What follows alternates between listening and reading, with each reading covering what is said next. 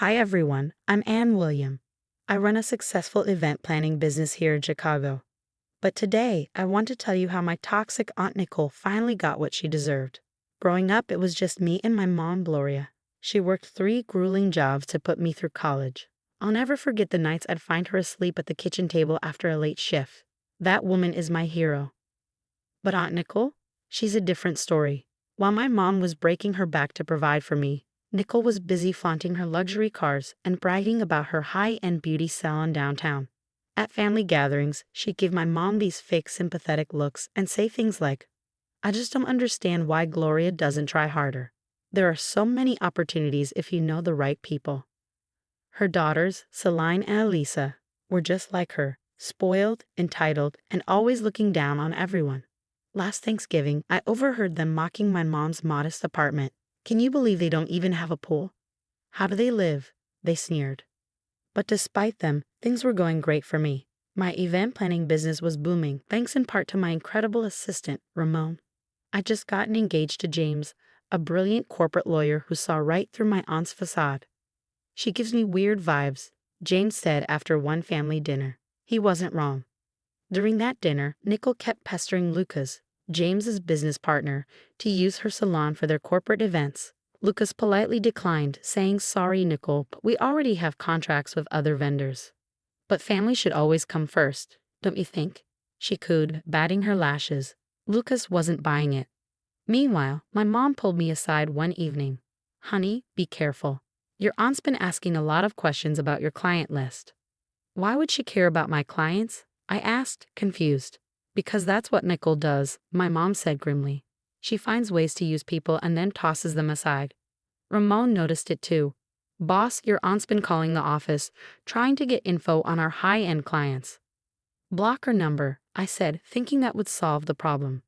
But I had no idea it was just the beginning.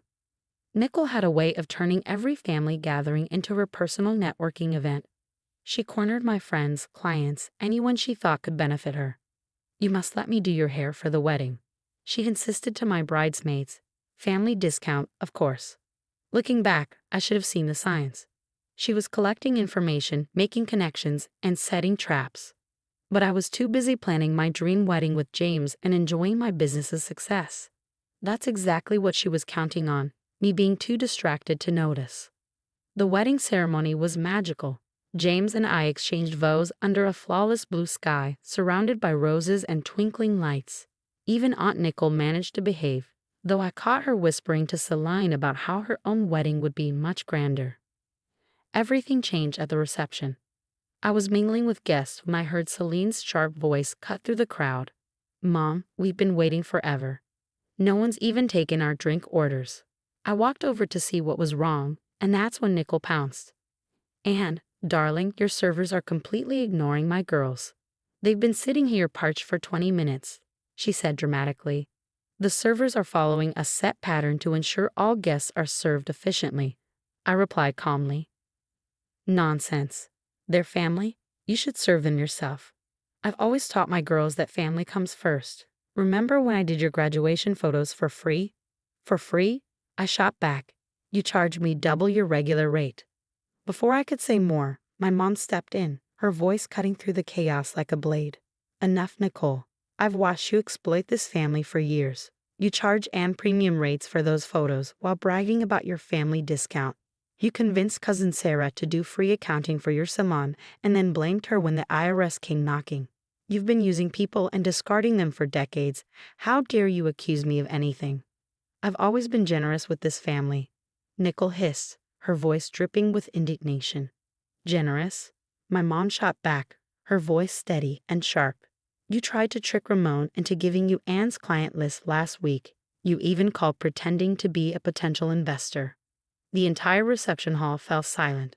All eyes were on us. I noticed James tense beside me, his lawyer instincts kicking in as he watched Nicole subtly angle her phone, likely recording the confrontation. "You're just jealous," Nicole spat, her composure cracking. "Jealous because I've made something of myself while you worked like a common servant." "I worked to give my daughter a future," my mom countered fiercely. "What have you done? Taught your girls to be entitled brats?" Celine burst into theatrical sobs while Elisa whipped out her phone, recording every word.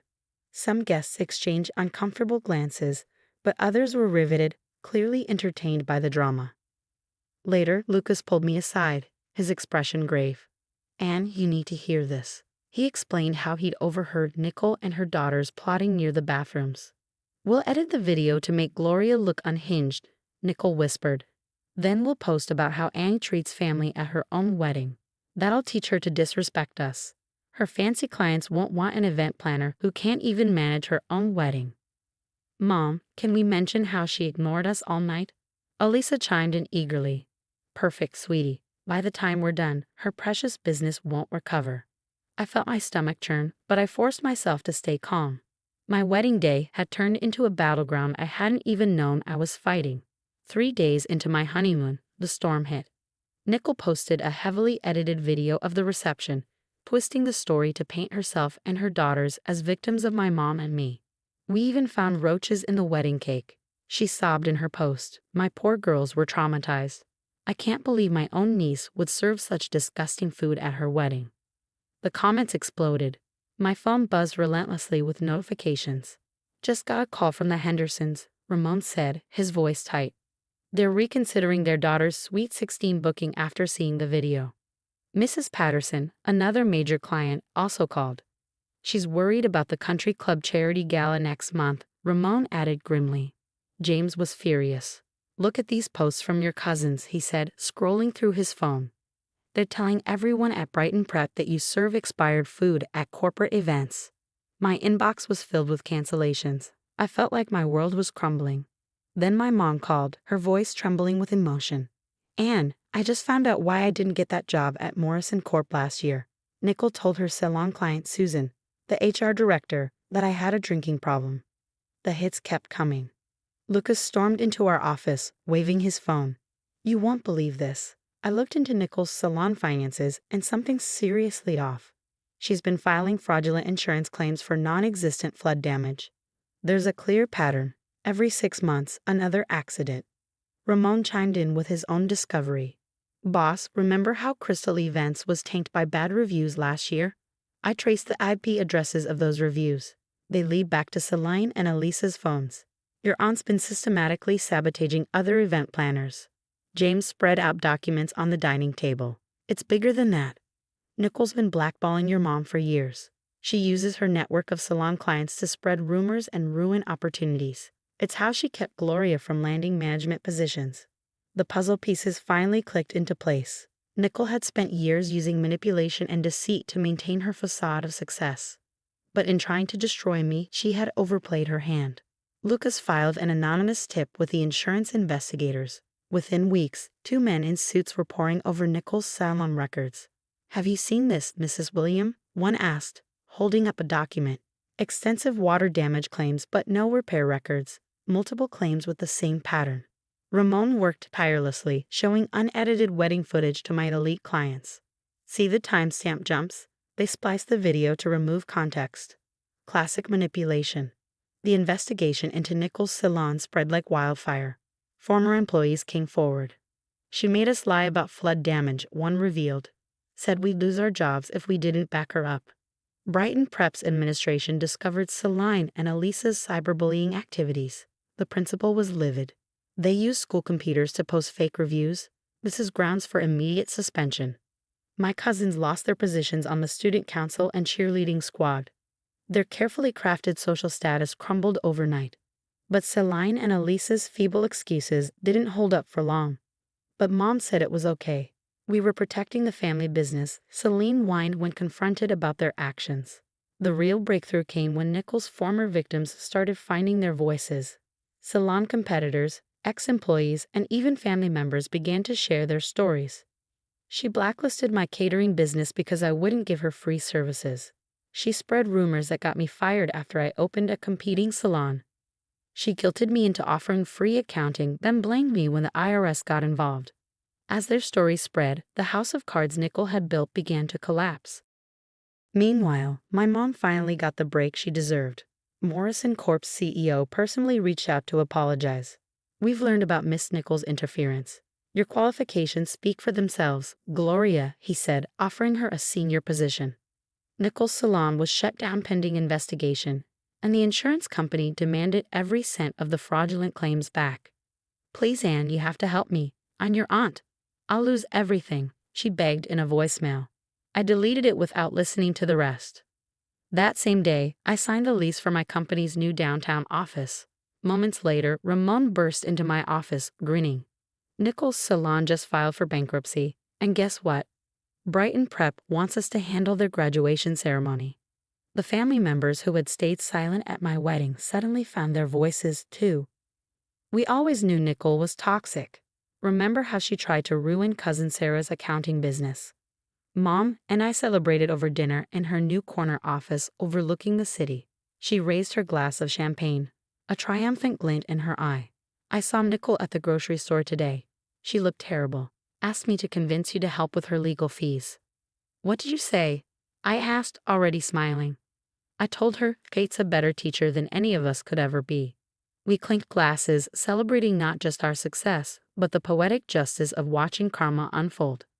Sometimes the best revenge isn't confrontation. It's stepping back and letting toxic people drown in the consequences of their own actions. Looking at my mom, both of us thriving while Nicole faced potential jail time, I realized something profound.